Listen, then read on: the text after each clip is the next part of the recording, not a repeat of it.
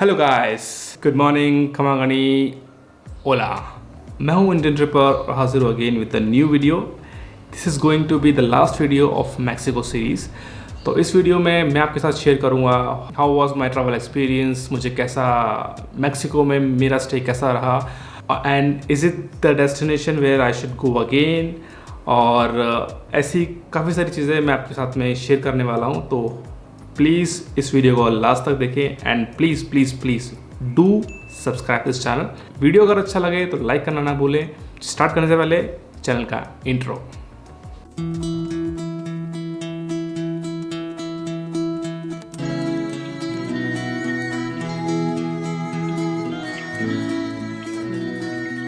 Yes guys, तो first point, कोई भी बंदा अगर ट्रैवल कर रहा है तो सबसे पहले ये देखता है कि यार जिस कंट्री में अपन जा रहे हैं वो सेफ तो है ना। तो फर्स्ट पॉइंट जो मैक्सिको जाने से पहले लोग बाग सोचते हैं, डरते हैं कि यार हमने मैक्सिको के बारे में बहुत कुछ सुना है, बहुत नेगेटिव पब्लिसिटी है। और हालांकि कुछ हद तक वो ठीक भी है कि वो अनसेफ जगह है, बट मेरा एक्सपीरियंस रिगार्डिंग 20 डेज़ इन मैक्सिको, मैं रहा था मैक्सिको सिटी में। ज़्यादा कुछ दूसरे शहर में नहीं देख पाया because of my work, but जितना भी मैं रहा 20 दिन, मुझे 1% भी ऐसा नहीं लगा कि मैं अनसेफ जगह में हूँ। मे बी बिकॉज मैं एक सही इलाके में था, I was in secure place.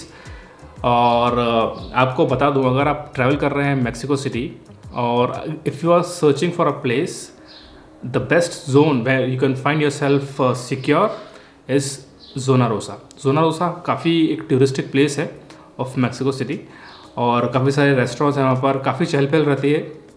But as usual कोई भी आप दूसरे देश में जा रहे हैं तो टाइमिंग्स होती है बाहर निकलने की, और अगर 9 बजे के बाद आप बाहर जा रहे हैं, it's better to take an Uber rather than taking a local taxi, ठीक है।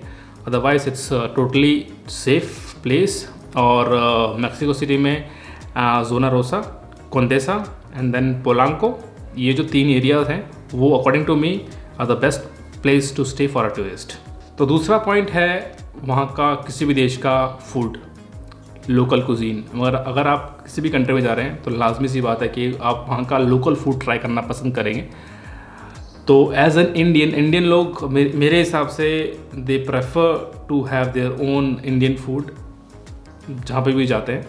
बट मैं मैक्सिको में, ये मेरा सेकंड ट्रिप था मैक्सिको पे। पहले ट्रिप में मैंने मैक्सिको फूड ट्राई नहीं किया था, इतना ट्राई नहीं कर पाया था because of non veg thing, you no.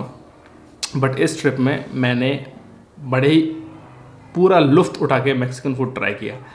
ये नहीं कि मैं नॉन वेज में कन्वर्ट हो गया, मैं वेजिटेरियन ही हूँ।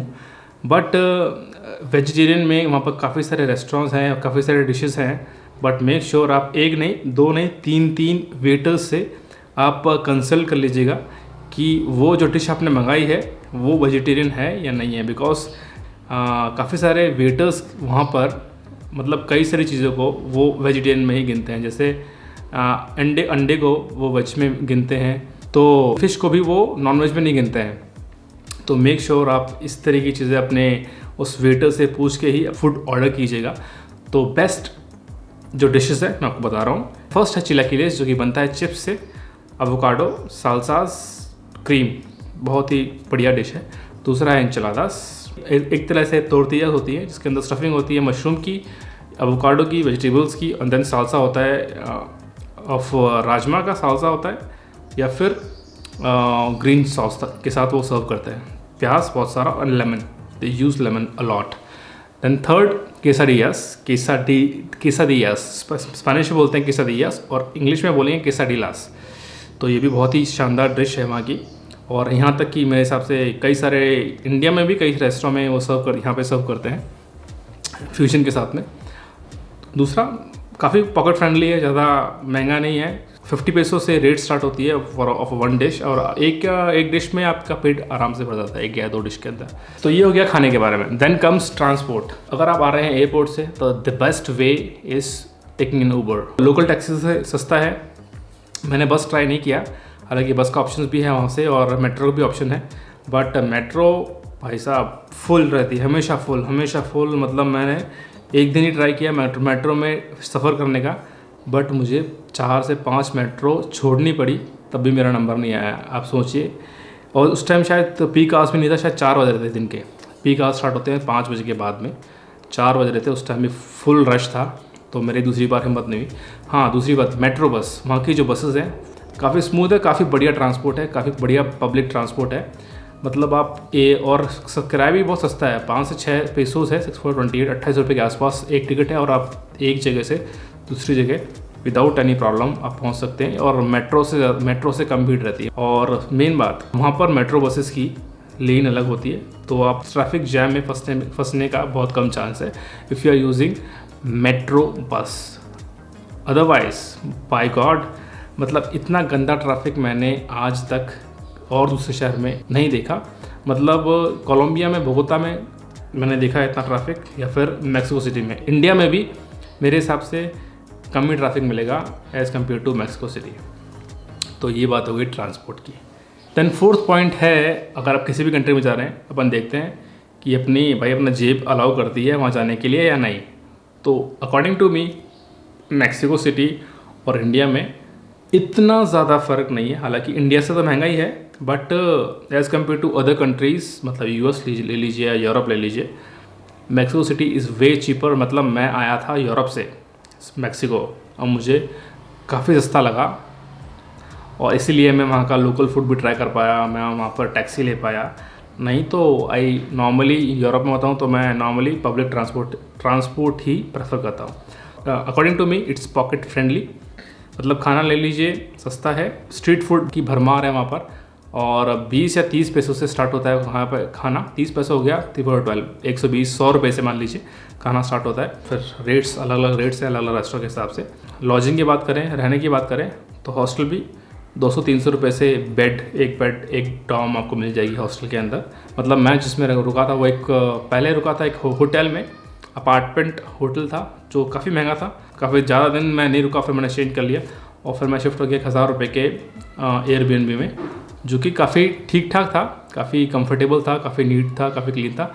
शेयरिंग में था, मतलब उस पूरा अपार्टमेंट में 3 रूम्स थे और मेरा एक प्राइवेट रूम था और एक किचन एरिया था, वो शेयर करना था, but it was way comfortable. हाँ जी। देन 5th पॉइंट, तो किसी भी कंट्री की मेमोरीज़, वहाँ के लोग बाग, आपका एक्सपीरियंस कैसा रहा उनके साथ में, वहाँ का फूड, वहाँ का इन्वायरमेंट, इससे ही मेमोरीज बनती है, इससे ही आपकी यादें बनती है उस देश के प्रति। So Mexican people are too friendly. आपको अगर आपको स्पेनिश आती है देन ओनली यू कैन उनकी बात समझ पाएंगे, या नहीं अगर स्पेनिश नहीं आती है तो फिर आपको इंग्लिश में टूटी फूटी इंग्लिश वो बोलते हैं, और आप इंग्लिश में समझाएंगे तो समझ में नहीं आएगा। मैंने भी कई सारे नए दोस्त बनाए और कई पुराने दोस्तों से मिला, और कई दोस्तों से नहीं मिल पाया because of lack of time. But still according to me Mexican people are very friendly, और लोकल पीपल के साथ अगर आप किसी भी सिटी को देखते हैं उसका अलग ही मज़ा है। 7th पॉइंट, जो कि कई लोगों ने मेरे से पूछा है, how one can reach Mexico, what is the best way to reach Mexico. देखिए, इंडिया से एज फॉर नाउ अभी कोई भी डायरेक्ट फ्लाइट नहीं है टू मैक्सिको। तो आपको या तो यूरोप होकर जाना पड़ेगा, या फिर आपको जाना पड़ेगा, depends on the airlines. Qatar है तो आपको दोहा रुकना पड़ेगा, दोहा से डायरेक्ट फ्लाइट है मैक्सिको। एमिरेट्स है तो आपको दुबई जाना पड़ेगा, दुबई से डायरेक्ट फ्लाइट है टू मैक्सिको। देन लुफ्तांसा से जा रहे हैं तो फ्रैंकफर्ट में ले ओवर होता है, फिर देन वहाँ से डायरेक्ट फ्लाइट है। But according to me the cheapest way is to from India you can go to Europe चाहिए, यूरोप से then you can go to Mexico. तो वहाँ से मतलब आधा रास्ता होता है। यहाँ से आप यूरोप जाएंगे, 9 से 10 घंटे की जर्नी है। देन यूरोप से you can go to Mexico, वहाँ से 10 से 12 घंटे की 10 से 12 घंटे की जर्नी है। तो नॉर्मली जो आपका जो फेयर आने वाला है वो यहाँ से यूरोप का फेयर 30 से 35 हज़ार के आसपास। एंड देन यूरोप से अगर आप स्पेन से जा रहे हैं, 2-3 एयरलाइंस के ऑप्शन है, चूज़ द चीपेस्ट वन। तो 70,000 के आसपास आपका ये फेयर आएगा फ्रॉम इंडिया। अगर आपका सिर्फ मैक्सिको का वीज़ा है, you have only option of Qatar, Emirates और टर्किश एयरलाइंस। 9th पॉइंट जो मैं आपके साथ में शेयर करने वाला हूँ, मैक्सिको एंड इंडिया की सिमिलैरिटीज़ मैंने जो देखी है वो आपके साथ में शेयर कर रहा हूँ। ये मेरा खुद का पर्सनल ओपिनियन है, ओपिनियन कैन डिफर, तो फर्स्ट ऑफ ऑल पहले बात करते हैं खाने की। वो लोग मतलब बहुत कम कंट्रीज़ मिलेंगे आपको। एशिया की बात छोड़ते हैं अपन यूरोप की बात, यूरोप और अमेरिका की बात करते हैं। बहुत से कम कंट्रीज़ है जहाँ पर मिर्ची वाला खाना खाते हैं, मतलब जहाँ पर मिर्ची खाते हैं, स्पाइसी खाना खाते हैं। तो Mexico is one of them. तो एक सिमिलरिटी ये हो गई है आपके पास में, अगर आप रेस्टोरेंट में जाएंगे तो आप मिर्च वाला स्पाइसी खाना मिस नहीं करने वाले हैं, ठीक है। ये हो गई एक पॉइंट। सेकंड पॉइंट जो मेरे हिसाब से मुझे लगा कि skin tone of Mexicans and Indians is quite similar. इतना कुछ डिफरेंट नहीं है। मतलब मेरे कई सारे मैक्सिकन फ्रेंड्स हैं, जब वो इंडिया आते हैं तो यहाँ के लोकल बंदे जो मेरे फ्रेंड्स हैं, जो मेरे फ्रेंड्स हैं, वो बोलते हैं कि ये इंडियन है क्या। तो बट वो जब वो उसकी भाषा सुनते हैं तब उन्हें लगता है कि अरे नहीं यार, स्पेनिश है, मैं मैक्सिकन है, या फिर साउथ अमेरिका से आए, ज़्यादा कोई फ़र्क नहीं है इंडियन और मैक्सिकन में। थर्ड पॉइंट जो है वहाँ का कल्चर, फेस्टिवल्स। एक जो फेस्टिवल जो मेरे हिसाब से काफ़ी सिमिलैरिटी है इंडिया में और मैक्सिको में, वो है उनका दिया दे मुर्तोस, डे ऑफ डेड्स। जैसे अपना एक महीना आता है श्राद्ध वाला सितंबर के आसपास, वैसे ही वहाँ पर एक फेस्टिवल है जिसका नाम है डे ऑफ डेड्स। तो श्राद्ध के टाइम अपन अपने पूर्वजों को याद करते हैं, वैसे ही वहाँ पर भी डे ऑफ डेड वाले दिन वो लोग याद करते हैं अपने पूर्वजों को। वो उनके लिए खाना बनाते हैं, उनके याद में वो गिफ्ट्स खरीदते हैं और उनको चढ़ाते हैं। तो वैसे ही जैसे अपना श्राद्ध होता है, वैसे ही वो डे ऑफ डेड्स है। और डे ऑफ डेड अगर आप नवंबर में जा रहे हैं तो एक तरह से वो वहाँ का अट्रैक्शन है। मतलब कलरफुल फेस्टिवल होता है वो। बहुत ही चहल पहल होती है, लोग बाग काफ़ी इन्जॉय करते हैं उस फेस्टिवल को। तो ये 3 सिमिलैरिटीज़ हैं जो मुझे लगता है कि इंडिया और मैक्सिको में काफ़ी अंतर नहीं है। देन दूसरी बात, डेंसली पॉपुलेटेड एरियाज़।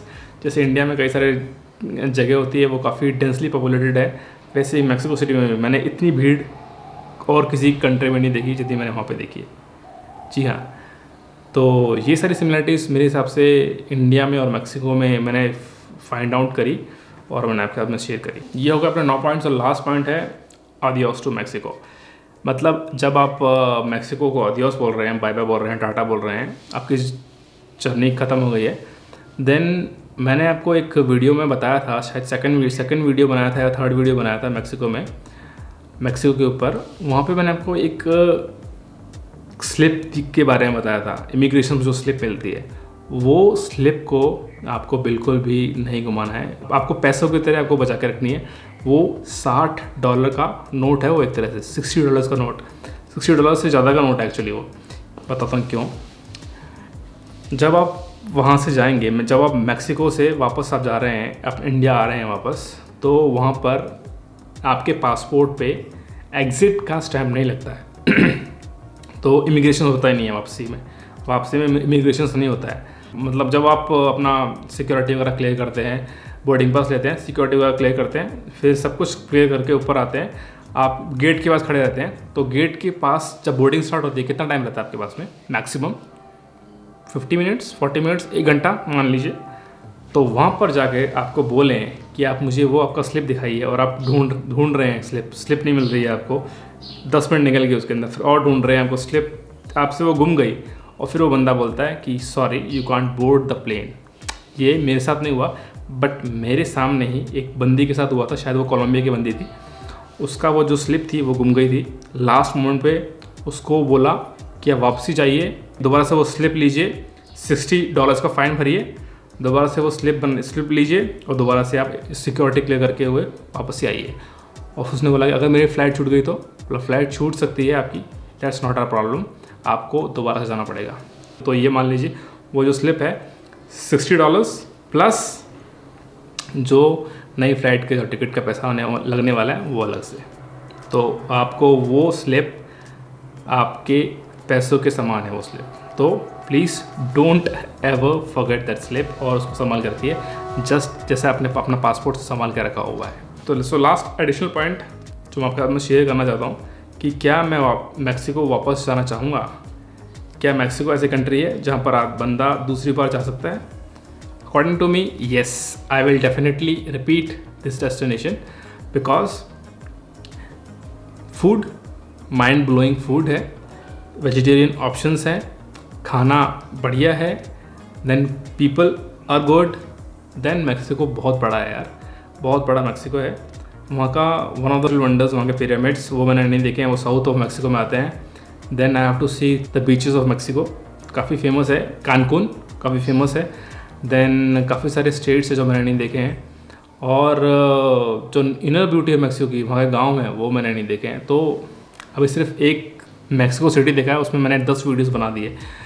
तो आप सोचिए पूरा मैक्सिको देखने के लिए वहाँ पे कितना कुछ हो सकता है देखने के लिए। और कई सारी सिमिलरिटीज़ हैं इंडिया और मैक्सिको में, तो अगर आप वहाँ पे जाएंगे तो मज़ा ही आने वाला है, आप बोर नहीं होने वाले बिल्कुल भी। और कई सारी it's a mix of culture, मतलब जैसे India it's a mix of culture, वहाँ पर भी कई तरह के लोग हैं, कई तरह के खाना पीना है, और you will just enjoy the city, you will enjoy the country very very much. तो गाइस इसी के साथ समाप्त करते हैं आज का vlog. I hope you will like the video. Please guys please, आप लोग सिर्फ देख लेते हैं, मतलब व्यूज़ आते हैं 500, बट आप लाइक नहीं करते हैं वीडियो को। और अगर आप वीडियो देख रहे हैं तो प्लीज़ वीडियो को लास्ट तक देखिए, ताकि मेरे वीडियोस रिकमेंडिंग वीडियोस के अंदर आएँ, क्योंकि ये बहुत ज़रूरी है कि मेरे वीडियोस लास्ट तक देखे जाएँ। Thank you very much guys. 2500 subscribers जुड़ चुके हैं हमारे साथ में, तो we are now family of 2500 people. So that's a good number. और मुझे मालूम है मैं इतना एक्टिव नहीं हूँ यूट्यूब के अंदर, but still I will try, I will taking full use of this lockdown.